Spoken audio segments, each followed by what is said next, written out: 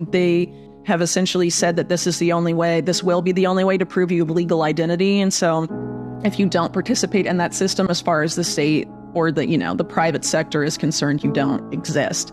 So by not participating in that system, you're inherently excluded from the economic system and really essentially everything. It's going to be a problem, reaction, solution type of situation where they've already made the solution. They've already developed what they want to be the new financial governance system after this new Bretton Woods moment. They just need some sort of big event on the scale of World War II or some large event that's, equally disruptive in order to be like, all right, now it's time for a new financial governance system after this big event like they did after World War II.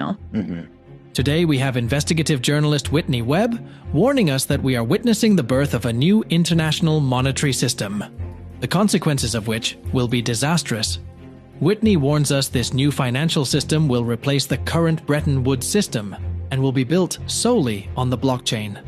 The purpose of the new financial system is total surveillance and censorship over every aspect of our lives. Whitney's warnings are based on the plans of several global elites, such as French President Emmanuel Macron and World Economic Forum founder Klaus Schwab. Schwab has warned the world that every industry from oil and gas to tech must be transformed, stating that we need a great reset of capitalism. In her most recent interview with Mark Goodwin, Whitney warns us that all world governments are pushing us towards this new world order. It is being ushered in by elites such as BlackRock's Larry Fink, who wants to tokenize all existing assets and commodities in the natural world. Whitney warns that everything will be tokenized, from forests to rivers, mountains, and lakes. Everything commoditized to be owned and traded by the super rich and powerful, all with one singular goal in mind: complete control and domination over the rest of us. Within the conversation, Whitney breaks down two important factors of the New World Order plan: digital IDs and natural world tokenization. Whitney warns that Schwab and his fellow elites are on the verge of achieving their grand plans and will use a catastrophic level event on the scale of World War II to usher in the new financial system. As we bring you clips from the video, only a small percentage of my viewers are actually subscribed. If you enjoy finance and investing content, consider subscribing or liking the video. It's free and you can always change your mind. For now, let's jump in with Whitney Webb. So I think the digital ID is a key enabler of the surveillance, knowing what everyone is doing at the transactional level and being able to tweak that micromanagement based on a person's activity, because the digital ID isn't just limited to the financial system, right? It's like your travel, your health history, your career history, your education credentials, your access to telecommunications, social media, the internet.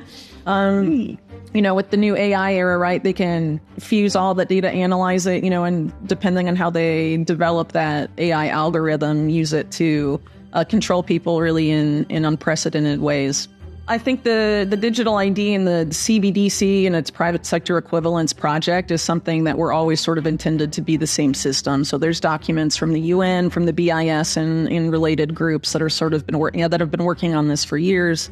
That essentially frame one as essential to the other, using words about, this is inclusionary, the whole, marketing behind digital ID is that everyone needs a legal ID because otherwise they're unable to access essential services, right? And so the idea is we all have to be included in the system, and they directly link that to the concept of financial inclusion and banking the unbanked, which you brought up earlier. But inherently, these systems actually function in an exclusionary way based on how they've been set up. They have essentially said that this is the only way, this will be the only way to prove you have legal identity. And so if you don't participate in that system, as far as the state or the private sector is concerned, you don't exist. So by not participating in that system, you're inherently excluded from the economic system and really essentially everything. So you have to onboard to the surveillance state or be excluded from everything. So it's, being marketed as inclusion, but it's really inherently exclusionary. Totally. Mm-hmm. So how does this system get triggered? How do we move into the Mark Carney-ism? Well, I think they sort of give it away when they say that this is the new Bretton Woods movement that needs to be seized. So Bretton Woods was what came out of World War II, essentially, and was the creation of a new financial governance system after World War II. And this is essentially an effort to create a new financial governance system that was announced well before any sort of crisis like that, but it's probably going to need a crisis of that level to be implemented and to convince people to onboard at scale. And if you subscribe to the theory that all wars are bankers' wars, which there is plenty of evidence to support that, I would say, that seems to suggest that perhaps, this is the it's going to be a problem, reaction, solution type of situation where they've already made the solution. They've already developed what they want to be the new financial governance system after this new Bretton Woods moment. They just need some sort of big event on the scale of World War II or some large event that's, equally disruptive in order to be like, all right, now it's time for a new financial governance system after this big event like they did after World War II. Mm-hmm. Yeah, and I think the thing that's so interesting about this debt bubble exploding is that when you know that the debt bubble is going to explode and you want to explode it into the new system, the way that you sort of trigger that into the system that you want to get the masses to go with you is you actually want to have the most debt obligations on the record, on the board, so that when the system pops, they'll all pop. When the debt bubble pops, every debt bubble will pop. It will be everything all at once. It won't just be like, oh, Japan's fine, the U.S. is it won't work like that. Everything will pop at once. So in this weird way, you actually want to create as much debt as possible right before the pin bursts the bubble, and then you can offer this, hey, we'll service your debt 1-to-1 if you come join this new universal tokenized ledger. Just sign up here, do a selfie of your face, and give us your biometrics, and then here you are. Well, it seems like in Larry Fink's case in particular, there's a goal, a big ambition there to develop new asset classes that can be used to basically fuel their existing business model and perpetuate it for millennia forward. Mm-hmm. So one of these that I've been writing about for a few years is the whole idea of natural assets. What they call nature's economy. And one of the groups that has been sort of propelling this forward, at least one of the earlier groups, the Intrinsic Exchange Group, which is a product of the Rockefeller Foundation and the multilateral development banking system, has a graphic on their website called The Opportunity. And they show there the existing amount of assets in the world economy, and then show what if we unlock natural assets, how nature's economy, it's like 6 times the amount of existing assets in the economy today. And so as an asset manager, BlackRock being able to unlock and take control of as many natural assets as possible that aren't currently part of the financial system is obviously a way for them to perpetuate what they do and deepen and expand their control over not just people in the existing financial system, but really over the natural world as well, and essentially turn everything alive into a tradable Wall Street financial product.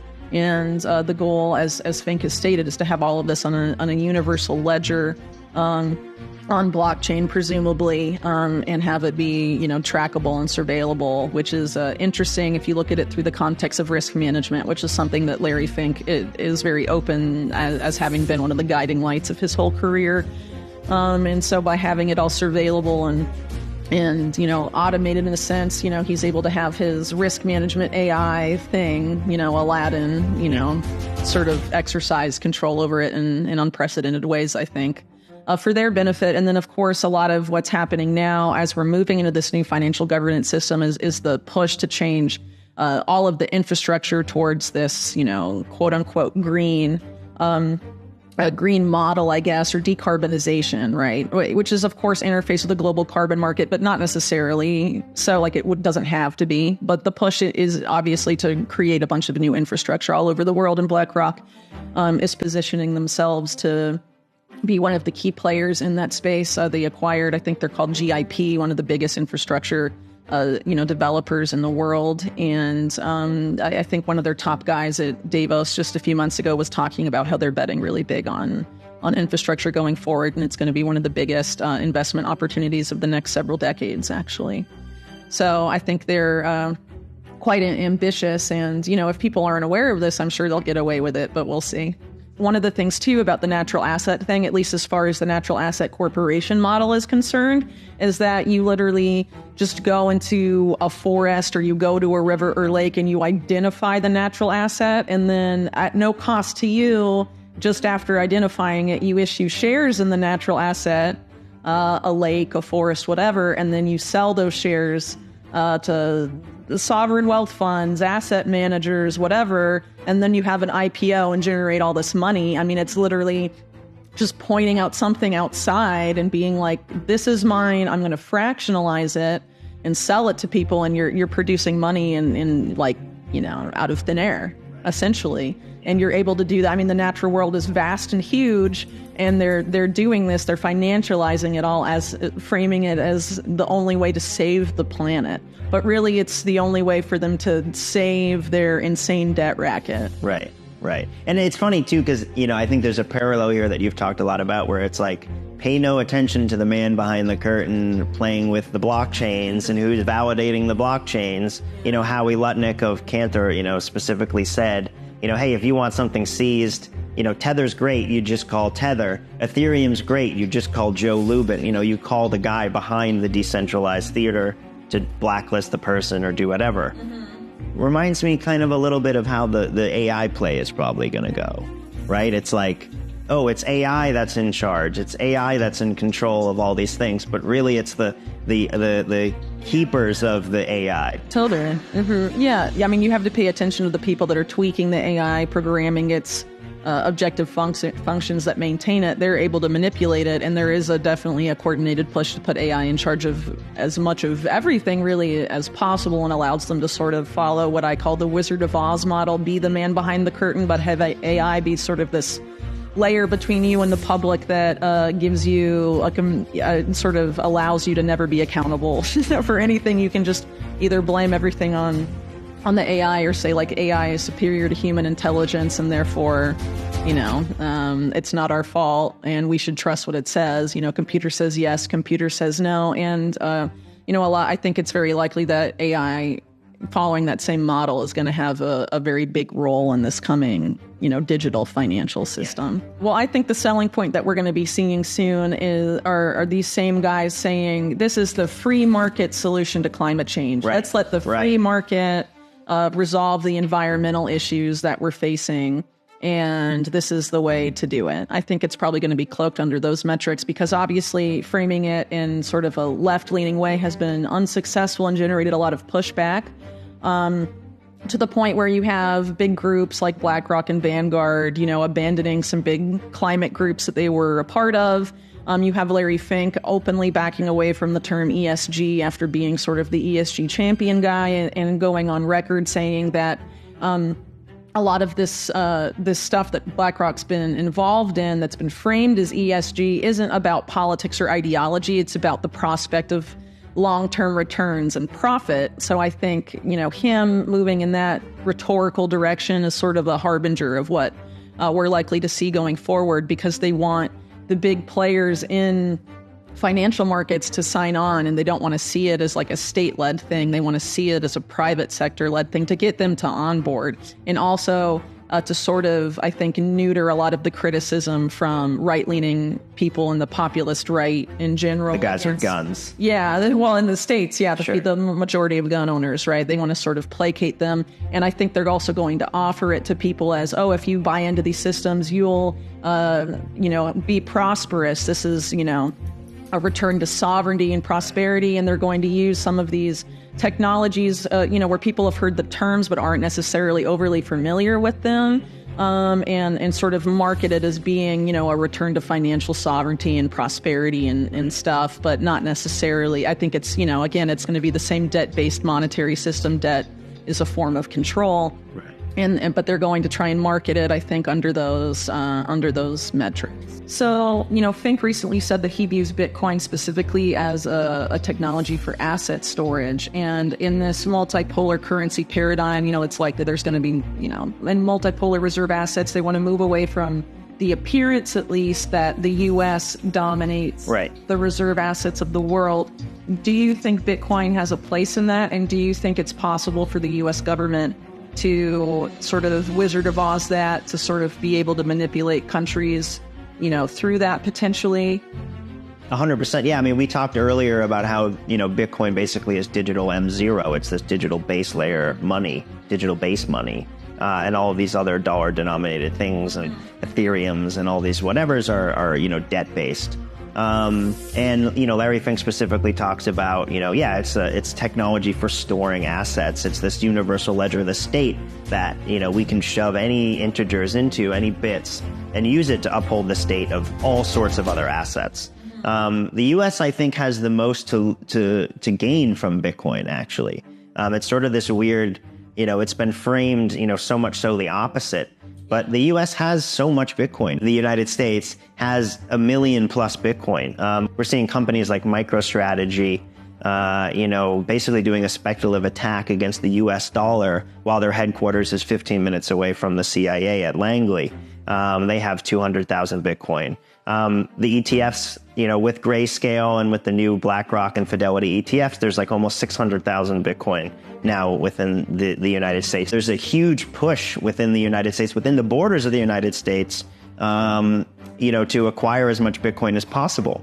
I think the U.S. has way more to gain as we've crossed this 33 trillion, 34 trillion. We're at this runaway debt service.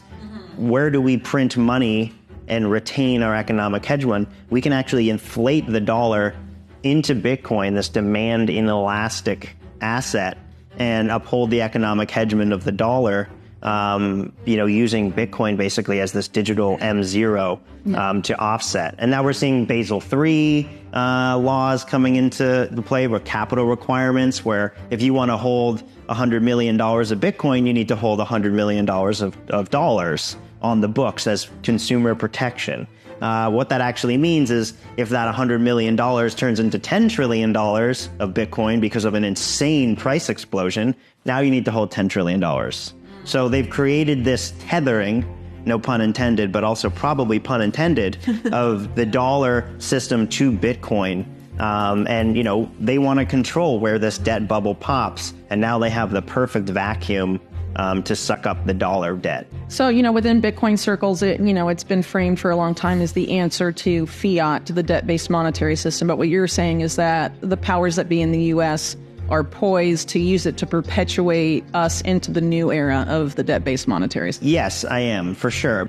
We have to make sure Bitcoin doesn't just become an asset that's paperized and you trade it with shares on BlackRock's iShares IBIT ticker. And instead, we really focus on making it a currency that can be utilized by everyone in the world, and that billions of people can hold, Bitcoin in a self-sovereign, self-custodial way. And it doesn't just become the settlement network for central banks around the world. Right on. And that brings us to the end of today's video. Whitney Webb has laid out a sobering vision of a new international monetary system built on blockchain, with the aim of total surveillance and censorship.